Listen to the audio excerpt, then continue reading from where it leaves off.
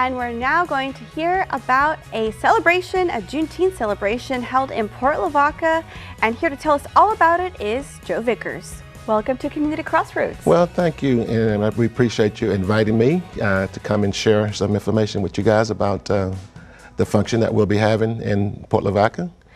And this is a celebration that the Port Lavaca community, y'all have been holding or hosting this celebration for several years now, since before it was announced as a federal holiday in 2021.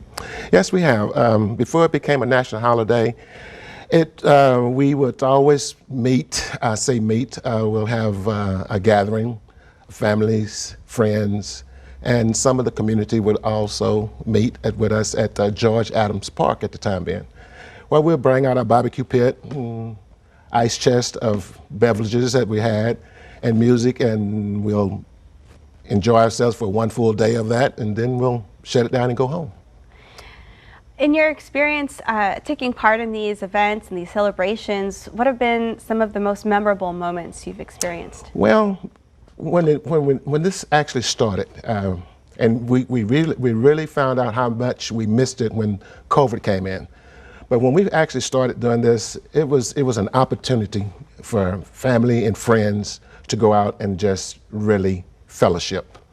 And we got out and we were able to meet family members that maybe they have moved away from the city and then came back just for this function. And their kids and our kids will get together, and we'll just get together and just have a great time at one time or another. It sounds like it's a very significant celebration, not just to the Port Lavaca community, but to the Crossroads. You attract people from outside of the Port Lavaca area. Absolutely, absolutely. Yes, you know, one of the best things I guess that we got from the COVID, we had time, we had 2 years to make preparations for this one we just had this past year.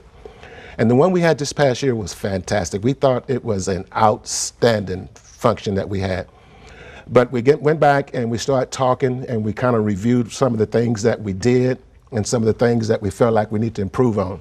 And with this year coming in, we decided to implement a lot of our activities toward the younger generation. The younger generation of kids, they were always there.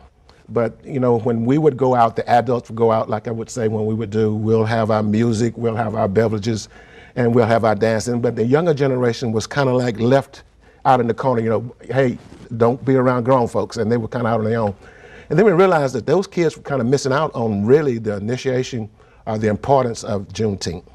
Right, because it starts when you're young. You learn about the importance of a tradition, the history. Absolutely. The history being so big here in the state of Texas. Well, and like I say, if you didn't plant the seed to those youngsters at that time, then they would not have any idea of what's going on. And you know, we try to make this thing where it's enjoyable for everybody now. And along with being enjoyable and the fellowship and part of it, it's an educational moment as well. This is where you get an opportunity to let your child now be involved with somebody else's child, or let the children be involved in the activity that's going on. And this is how we kind of create a legacy. And that was my theme last year, was legacy. But a kid cannot create a legacy, which is his past or his history, if he's not involved in something. And so this is what we're trying to do this year with this group, with this year, 19th of June, is to really involve our younger generation of kids in what the functions are and the really meaning of 19th of June. Well, we're going to learn more about this Juneteenth celebration.